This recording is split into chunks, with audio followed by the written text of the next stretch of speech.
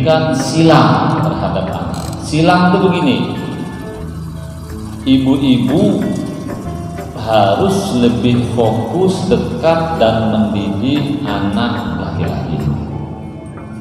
Kalau bapak harus lebih dekat, atau anak perempuan itu pepetkan dengan bapak, harus disilang. Tetapi tetap kita sebagai orang tua tidak boleh membedakan. Tapi hal-hal seperti ini perlu dilakukan sebenarnya memiliki beberapa tujuan. Oke, kepada ibu dulu. Mengapa ibu harus dekat dengan anak laki-laki? Nah, saya ulangi. Ibu kenapa harus dekat dengan anak laki-laki? Tujuannya yang pertama, ibu supaya anak laki-laki itu bisa memahami penderitaan ibunya, bagaimana melayani suami, bagaimana caranya masak. Intinya ibu menderita itu, anak laki-laki harus melihat langsung, jangan sampai tak lihat. Walaupun anak, misalnya kalau ibu masak, anak mungkin sekedar ambil airnya, mungkin motong bawangnya. Ini penting. Kenapa, Bu? Dia nanti kalau sudah menikah bisa menghargai istrinya. Ternyata tugas seorang ibu itu berat, begitu. Banyak suami meremeh istri, bukan dia meremehkan istri, karena nggak tahu bahwa istrinya tugasnya sangat berat, begitu.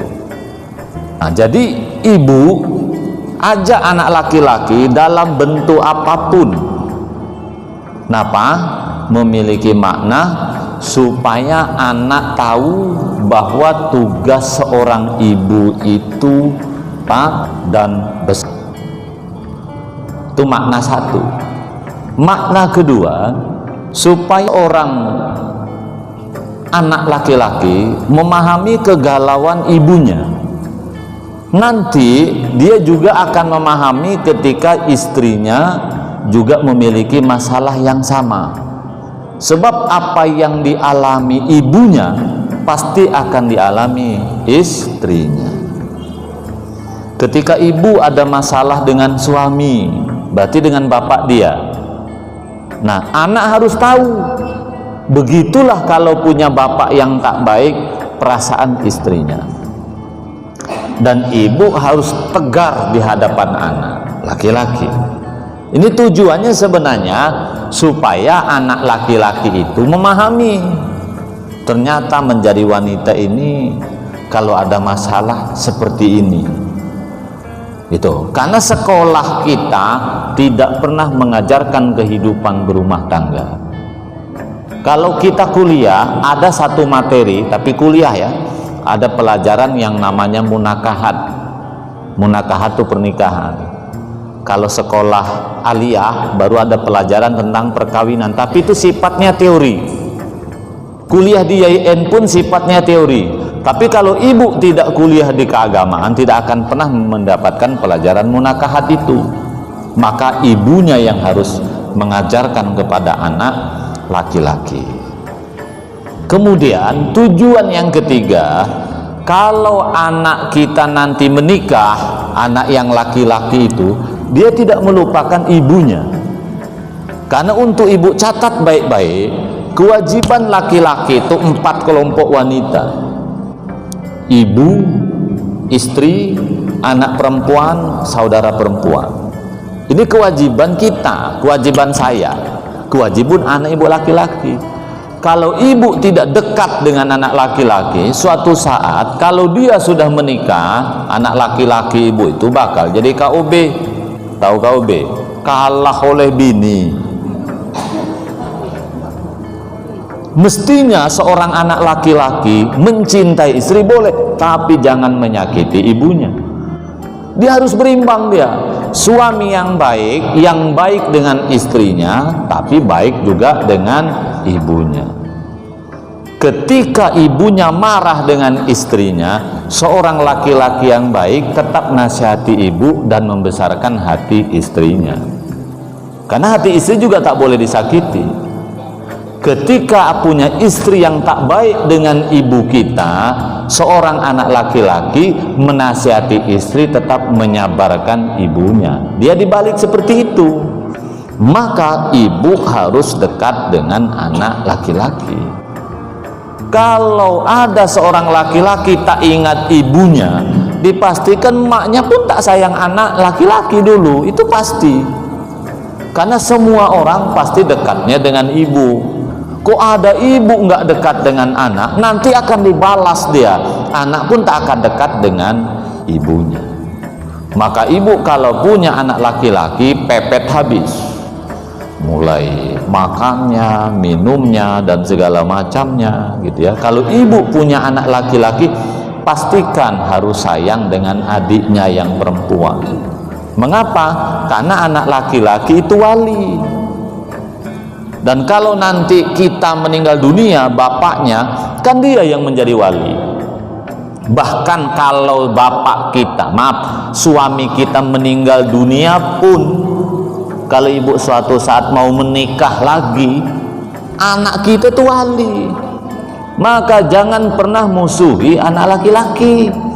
Kenapa? Anak laki-laki itu sedegil apapun, sekurang ajar apapun, setankah dia, itulah masa depan kita. Masa depan ibu itu anak laki-laki. Baik masa depan nanti ketika di masa tua. Oh ya, jadi memiliki makna sekitar 3. Yang pertama, supaya anak laki-laki paham tentang seorang wanita, dan itu hanya ibu, karena dia akan tahu apa yang dilakukan ibu. Disinilah seorang ibu tidak boleh keluar dari kodratnya sebagai ibu. Ibu tak pernah masak, coba nanti bini dia pun tak masak juga. Ibu harus jadi ibu yang baik, nanti anak kita akan niru. Tuh ya. Oke, sekarang mengapa anak perempuan harus dekat habis dengan bapaknya? Malah kalau bisa ibu jangan benturkan anak perempuan itu dengan bapaknya. Yang pertama, Bu, ini anak perempuan lebih banyak lagi memiliki makna tersendiri, Bu ya. Yang pertama, supaya bapaknya sadar punya anak perempuan. Gitu. Kenapa? Banyak para suami ini main gila dengan wanita lain, dia tidak sadar punya anak perempuan. Umumnya kalau bapak sayang sekali dengan anak perempuan, dia tak akan pernah mempermainkan wanita di tempat lain. Mengapa? Karena akan berimbas kepada anaknya. Jadi dia kasihan dengan anak. Nah, jadi contoh. Karena gini, Bu, orang tua dengan anak itu satu paket. Ketika orang tua berbuat baik, berdoa kepada Allah, mungkin kita tidak mendapat apa-apa.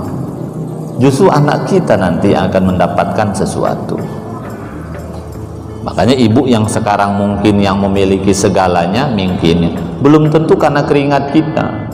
Mungkin doa ibu kita, mungkin doa ayah kita. Kita yang menikmati, ibu bapak kita tetap menderita. Begitu dibalik sebenarnya. Kalau orang tua bapak ibunya bajingan, mungkin ketika hidup di dunia dia tidak mendapatkan apapun. Nanti akibatnya kepada anak. Tapi kalau ayah katakanlah sangat dekat dengan anak perempuan, mau berbuat macam-macam di luar sana, mikir, ingat anak. Karena ada istilah seorang ibu lihat anak orang gitu ya, ingat anak sendiri. Kalau laki-laki lihat anak orang, lupa anak sendiri. Ini persoalan. Ibu melihat anak orang makan enak, ibu ingat anak. Ya Allah, andaikan anakku yang makan es krim tuh, bahagia kali aku nengok. Tapi banyak laki-laki ketika melihat wanita cantik di luar sana, padahal anak-anak gadis di rumah. Tapi kalau bapak dekat dengan anak perempuan, insya Allah dia berpikir 2 kali. oh ya kalau berbuat tak baik, nanti bagaimana kalau anakku dibeginikan? Dalam otak laki-laki ketika menemukan anak cewek di tempat sana, palingan satu tujuannya untuk main-main, tak serius dia. Nanti ketika wanita itu sudah jatuh cinta dengan suami ibu mulai meninggalkan dia karena takut dengan istrinya. Dia terbayang bagaimana kalau anakku dibeginikan, kalau anak ibu perempuan dekat dengan bapaknya, atau nanti zina dengan dia atau dijadikan istri siri, dia terbayang bagaimana kalau anakku dibeginikan orang. Bapak akan berpikir seperti itu kalau bapak dekat dengan anak perempuan.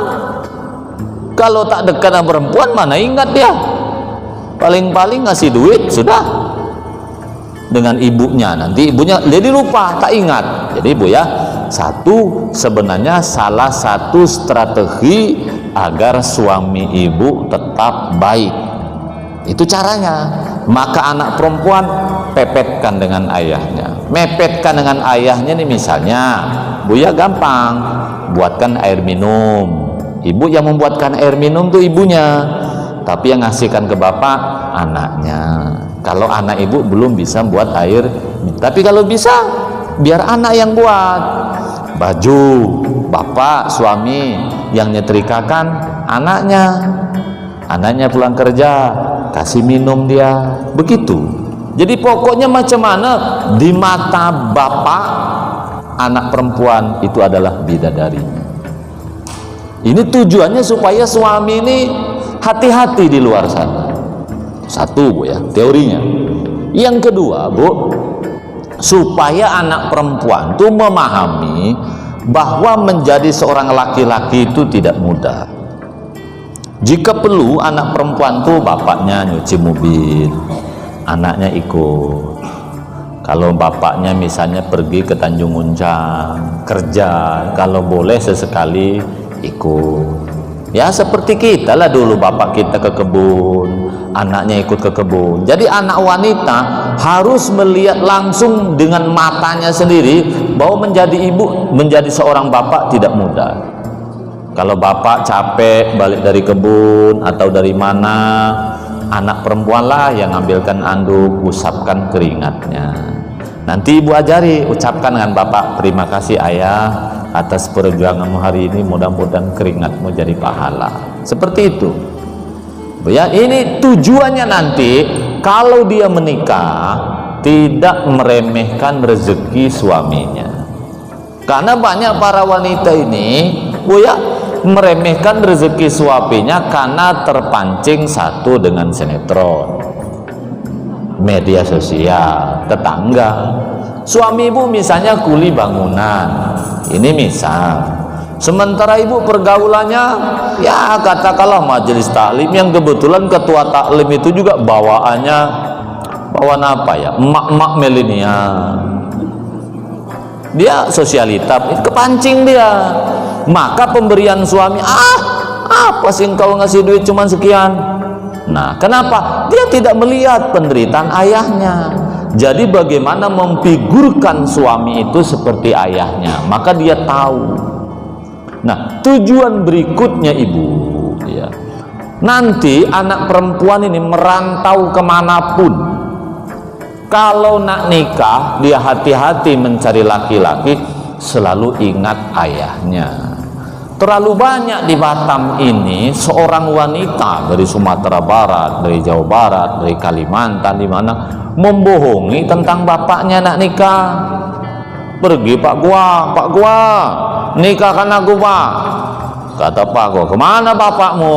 Sudah meninggal Pak, masih merokok di Padang Panjang situ. Kenapa anak wanita tega mengatakan bapaknya telah tiada? Karena memang jauh dengan bapaknya. Sebenarnya kalau anak perempuan jauh dengan ibu tak masalah juga. Kenapa? Karena memang ibu bukan wali. Di Batam ini banyak Bu. Kemudian ada seorang anak wanita mau dijadikan istri simpanan oleh Singapura, oleh siapa-siapa. Ngomong ke bapaknya masih gadis dan segala macam. Ternyata sudah punya suami dia. Kenapa bapaknya kok tidak ditakuti, kok tidak disegani? Memang selama ini jauh dengan bapak. Kalau anak wanita itu dekat dengan bapak, selain bapaknya tidak akan berbuat macam-macam, sang anak itu juga kalau nak mendapatkan jodoh, bang, kalau aku tak masalah bang nikah dengan abang, tapi tolong abang temui dulu bapakku, lamar dulu. Begitu, tak akan mau dia mojok sana mojok sini, zina sana, tak akan mau dia boh. Pasti temuilah bapakku bang, kalau memang abang serius ke rumahlah dulu. Kenapa? Terbayang siapa bapaknya. Bisa paham bu ya? Begitu, ibu harus belajar tuh bagaimana caranya bu ya. Oke, berikutnya tujuannya, nasib anak kita ini kalau sudah menikah kan belum tentu mendapatkan suami yang baik. Mana tahu anak ibu suatu saat dicampakkan oleh suaminya. Sang anak wanita telah memfigurkan ayahnya yang luar biasa. Dia akan tegar, dia akan kuat seperti batu karang. Dalam hatinya akan mengatakan, wahai suamiku, engkau telah mencampakkan aku sedalam-dalamnya, tapi aku memiliki figur seorang ayah. Dia akan menjadi seorang istri, berikut menjadi seorang suami untuk anak. Dia akan tegar menghadapi persoalan keduniaan. Kenapa? Karena figur ayahnya telah mengajarkan bagaimana dia hidup. Ayahnya telah mengajarkan kepada anak wanita, begini loh nak mencari uang. Ayahnya telah mengajarkan kepada seorang wanita, begini nak cara menghadapi kehidupan. Ayahnya telah mengajarkan kepada anak, beginilah kalau mengatasi masalah. Karena bapaknya pasti akan ketemu masalah dengan ibunya. Dia pun nanti ketika ketemu masalah dengan suaminya, dia pun akan mengatakan, ayahku telah selalu hidup di sampingku, walaupun ayahku hakikatnya telah tiada. Kenapa banyak anak wanita ditinggalkan suami kemudian loyo, lunglai, bunuh diri, atau dia meninggal menjadi wanita yang tidak baik? Karena ayahnya tidak pernah mendidik seorang wanita yang tegar menghadapi masalah kehidupan. Kenapa bapaknya harus lebih dekat dengan anak perempuan? Karena bagaimanapun, mana tahu bininya mati cepat. Kita kan nggak tahu. Anak perempuan di masa tua bapaknya mungkin stroke atau berumur panjang. Dialah nanti yang akan memasangkan sempak ayahnya. Dialah yang akan memasangkan baju ayahnya. Dialah nanti yang akan menyuapkan makanan ke mulutnya. Dialah yang akan memandikan bapaknya. Bahkan anak perempuan itulah pula yang menceboi bapaknya, membersihkan kemaluan bapaknya. Nak suruh nikah lagi bapak yang sudah stroke, siapa yang mau? Tidak ada. Tapi kalau bapak kita sekedar tua tidak stroke, bisalah anak-anaknya sepakat mencarikan bini lagi. Walaupun sama-sama tua, sekedar mengurus bapak supaya tidak dosa. Betul apa tidak?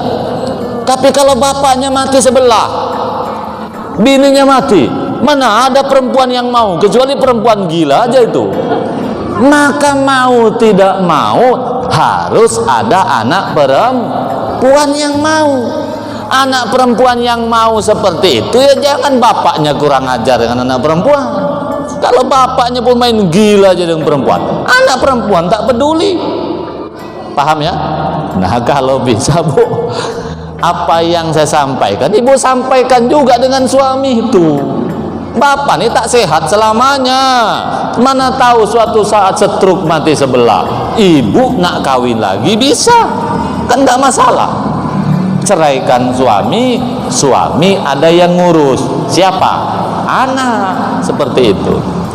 Sebenarnya apa yang saya sampaikan ini kalau sampai ke telinga suami ibu pikir juga ini sebenarnya. Cuman persoalannya ilmu yang saya sampaikan ini ibu cari bukunya pun tak akan ketemu. Kan ini kan kehidupan sehari-hari yang saya alami sebagai konsultan konflik rumah tangga. Banyak bapak nelpon, Pak Mariono, anak saya tak peduli dengan saya. Saya tanya, bapak peduli nggak selama ini? Rupanya tak peduli juga. Ya wajar lah anak kurang ajar dengan bapak. Uang bapaknya pun tak ingat anak. Seperti itu. Begitu juga sebaliknya ibu, ya. Banyak ibu mengeluh, Pak Mariono, anak saya itu Pak kalah dengan bini Pak. Aku nih susah nak ngurusi anak aku nih padahal aku kuliahkan, aku jualkan sawah, aku segala macam, tapi Pak dimarahi bininya pun dia takut pula. Nah, itu kan kenapa? Ya karena kenapa banyak anak perempuan jadi KOB kalah oleh bini? Ya karena memang selama ini anak laki-laki tidak pernah tanamkan, hujamkan kewajiban dia sebagai anak laki-laki.